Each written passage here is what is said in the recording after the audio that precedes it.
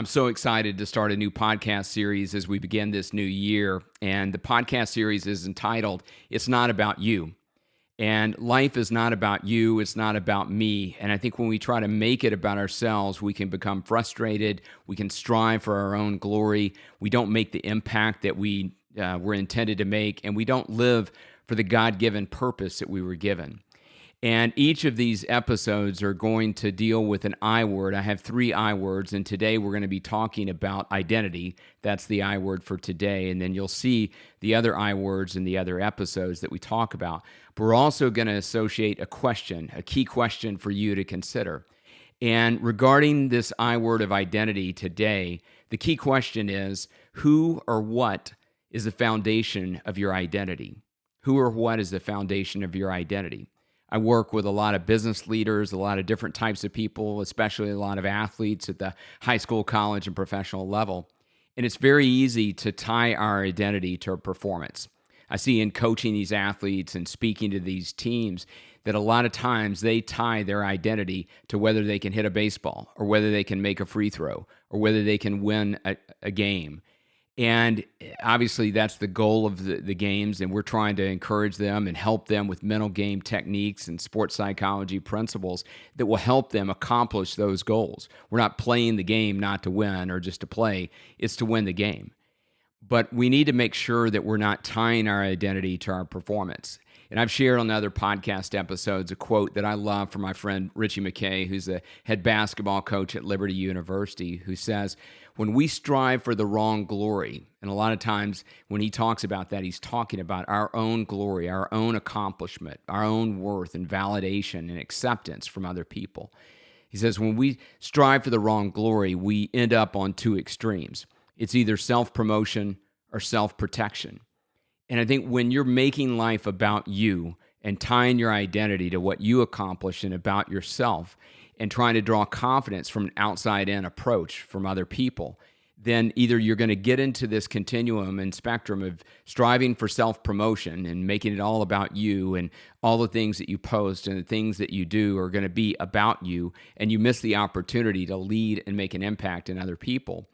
Or you're going to get into another extreme where you're in self-protection mode, where when people critique you or criticize you or, they're being slanderous towards you, whatever it might be, you're going to get into a mode of self-protection and protecting. Look at what I've done. Look at these things. You just don't get it. You don't understand. And we're always self-protecting our identity.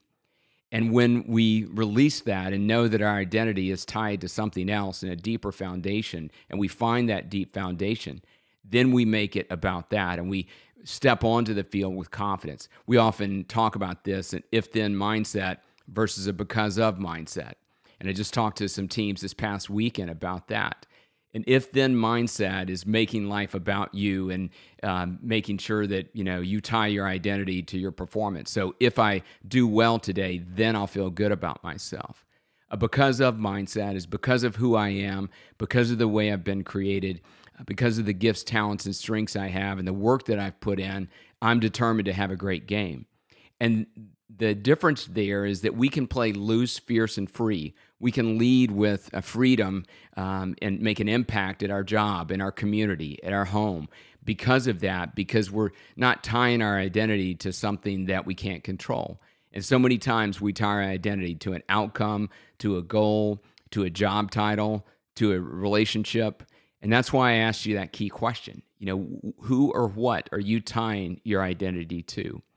And I believe that you and I were created with gifts, talents, and strengths, and that we were given moments and opportunities to leverage those gifts, talents, and strengths to make an impact and make a difference in this world, and ultimately to point to the one who created us and gave us those gifts, talents, and strengths, and also gave us the moments and the opportunities to make a difference for him and this world and to glorify him. And really, this world is all about his glory and his renown. It's not about our fame. It's not about our renown.